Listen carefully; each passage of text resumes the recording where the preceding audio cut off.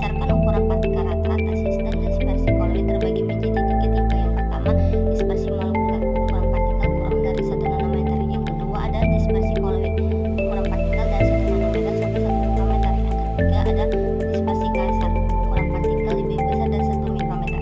Oke, selanjutnya ada penggolongan sistem dispersi berdasarkan ukuran partikel. Dapat dilihat di tabel yang ada di PPT kami, terbagi menjadi tiga golongan. Yang pertama itu ada dispersi koloid, ukuran kurang dari 1 nanometer, tidak terlihat dengan mikroskop elektron, dapat melewati ultraviolet dan membran semipermeabel. Terus dia memiliki tiga contoh. Yang pertama ada molekul oksigen, terus ada ion-ion biasa dan glukosa.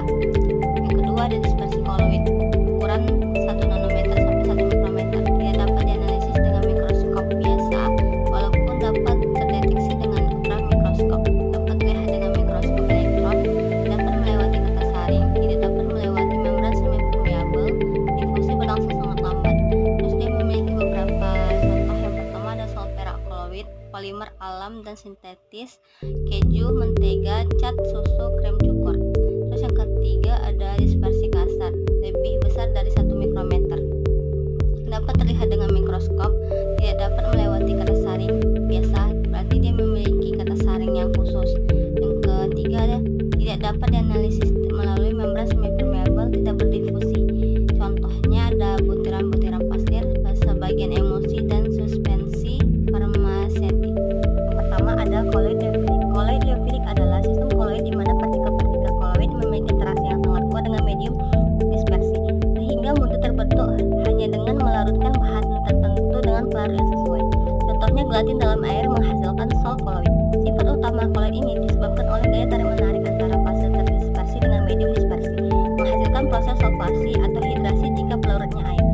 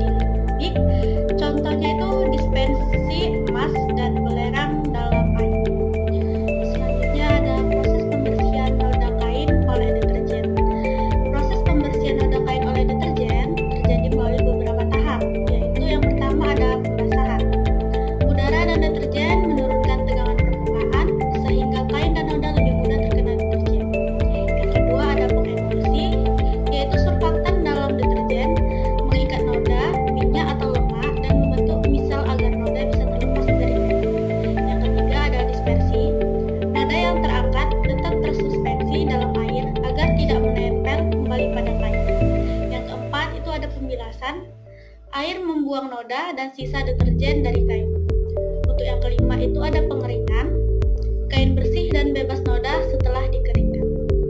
Baik, selanjutnya tipe-tipe sistem koloid. Koloid gabungan, misel dan konsentrasi misel kritis. Koloid gabungan atau amfifilik merupakan jenis koloid yang terdiri dari molekul atau ion dengan dua bagian yang memiliki afinitas berbeda terhadap pelarut, yaitu daerah hidrofilik dan hidrofobik. Pada konsentrasi rendah, molekul amfifil berada dalam keadaan terpisah. Namun, ketika konsentrasi meningkat hingga mencapai konsentrasi misel kritis atau CMC, molekul-molekul tersebut beragregasi membentuk struktur misel.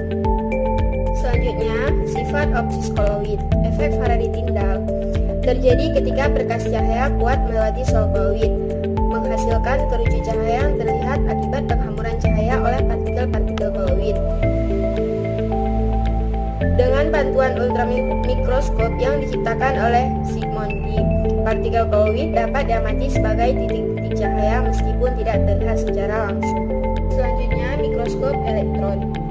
Penggunaan ultramikroskop semakin berkurang karena keterbatasan dalam memecahkan masalah koloid biofilik, digantikan oleh mikroskop elektron yang lebih unggul dalam mengamati ukuran, bentuk, dan struktur partikel koloid.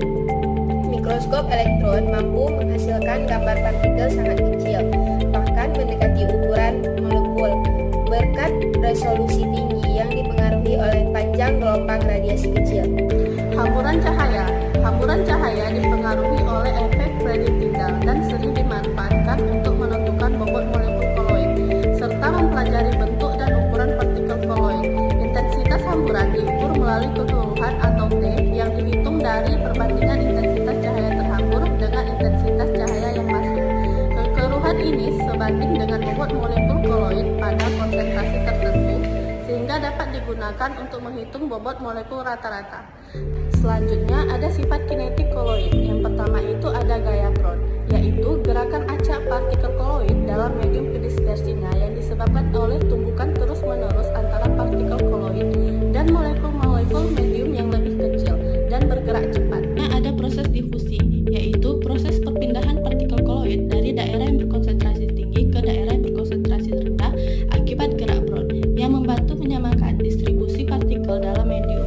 Ukuran partikel yang lebih kecil mempercepat proses difusi. Selanjutnya ada sedimentasi, yaitu kecenderungan partikel koloid untuk mengendap ke bawah dipengaruhi gravitasi. Namun, karena ukuran partikel koloid sangat kecil, pengendapan berlangsung sangat lambat dan seringkali tidak signifikan karena gerak Brown cenderung melawan efek gravitasi. Selanjutnya ada osmosis koloid. Osmosis adalah pergerakan pelarut melalui membran semi-permeabel dari larutan encer ke larutan pekat dengan tekanan osmotik partikel koloid yang relatif kecil dibandingkan larutan elektrolit, namun tetap penting dalam aplikasi biologis seperti plasma darah. Yang selanjutnya ada elektroforesis. Elektroforesis merupakan pergerakan partikel koloid bermuatan dalam medan listrik, di mana partikel bermuatan positif atau negatif bergerak menuju kutub listrik berlawanan.